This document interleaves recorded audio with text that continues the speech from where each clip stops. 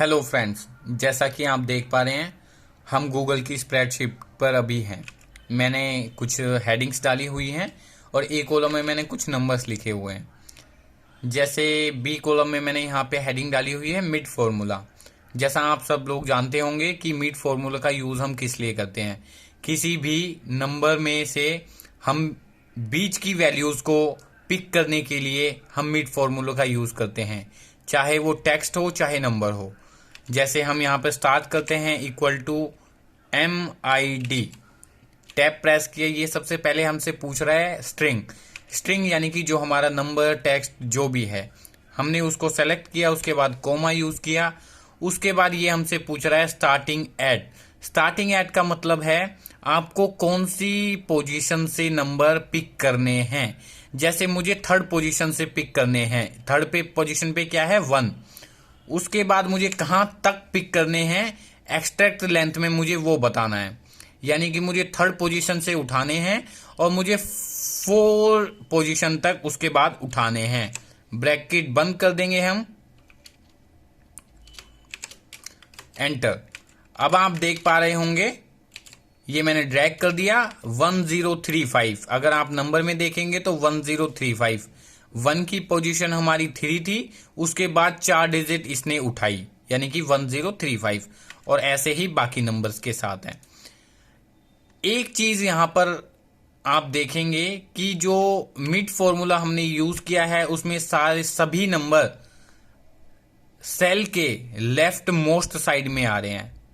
इसका मतलब है मिड फॉर्मूला इस नंबर को टेक्स्ट कंसीडर कर रहा है, स्ट्रिंग कंसीडर कर रहा है। और इस केस में हमें दिक्कत क्या आएगी कि जैसे मान लीजिए सी कॉलम में मैं आपको करके दिखाता हूं। सी कॉलम में मैंने हेडिंग डाली हुई है सम फॉर्मूला। अब इसमें हम सम का यूज करते हैं, SUM ब्रैकेट ओपन।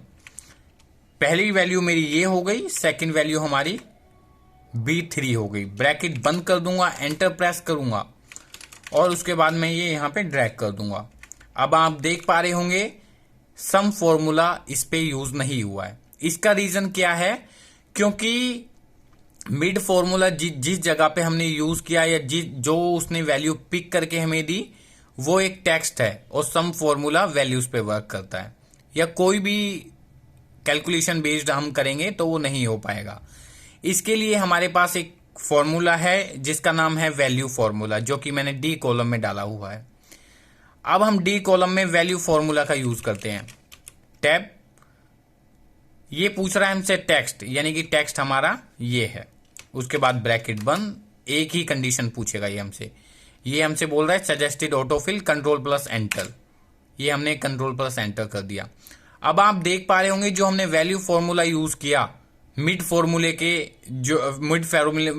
में जो हमने वैल्यू पिक की थी, मिड फॉर्मूले में सारी वैल्यूज लेफ्ट साइड में आ रही थी, जबकि वैल्यू फॉर्मूला में सारी चीजें हमारी राइट साइड में आ रही है। यानी कि ये नंबर में कन्वर्ट हो चुका है, यानी कि हम इसको इजीली अब कैलकुलेशन बेस्ड यूज कर सकते हैं। जैसे ई कॉलम में हम दोबारा से सम फॉर्मूला का यूज करते हैं, SUM ब्रैकेट ओपन, वैल्यू 1 हो गई हमारी D2, कोमा सेकंड वैल्यू हो गई D3, ब्रैकेट बंद, एंटर। ऑटोफिल के लिए कंट्रोल एंटर। आप देख सकते हैं ये कैलकुलेशन हो गई है। आप इन दोनों को ऐड भी कर सकते हैं, नीचे आप देख सकते हैं सेम कैलकुलेशन आ रही है।